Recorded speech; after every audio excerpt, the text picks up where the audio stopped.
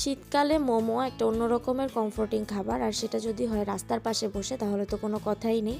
আমি যত ভালো রেস্টুরেন্টেই খাই না কেন, আমার জন্য স্ট্রিট ফুড একটা অন্য রকমের উইকনেস, একটা অন্য রকমের কমফোর্ট। তো চলে গিয়েছিলাম ইউল্যাবের পুরান ক্যাম্পাসের সামনে ধানমন্ডি 4-এর এতে, ওখানে এখন অনেক ধরনের ফুড স্টল বসে। তো সেখানে যেয়ে হচ্ছে চিকেন চিজ মোমো অর্ডার করে দিই। দেখতেই পাচ্ছেন আমাদের মোমোটা বানানো হচ্ছে, এবং হচ্ছে স্টলটার নাম ছিল মোমো জোন। ওরা আমাদেরকে এটার সাথে একটা চিলি অয়েল আর একটা ধনেপাতার সস সার্ভ করে, আর আমি চেয়ে একটা এক্সট্রা চিলি অয়েল নিই। মোমো খাওয়ার পরে আমি কোল্ড কফি খেতে যাই। আমি যখনই ইউল্যাবের পুরান ক্যাম্পাসের সামনে যাই সেখানেই হচ্ছে আমি সবসময় এই কোল্ড কফিটা খাই। আমি যখন এখানে স্টুডেন্ট ছিলাম তখন আমি প্রতিদিন এই কোল্ড কফিটা খেতাম। তো এটার সাথে আমার একটা নস্টালজিয়া জড়িয়ে আছে, এবং স্ট্রিট ফুডের প্রতি আমার একটা ডিফারেন্ট লেভেলের উইকনেস।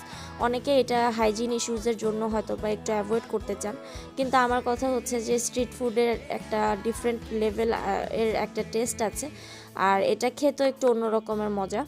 তো এই আমার কোল্ড কফিটা আমাকে সার্ভ করে দিল, আমি এটা খাচ্ছিলাম আর শীতটা এনজয় করছিলাম। আর এই স্টলটার নাম হচ্ছে কফি ডিলাইট, এটা ইউল্যাবের এই ক্যাম্পাসের ঠিক পাশে।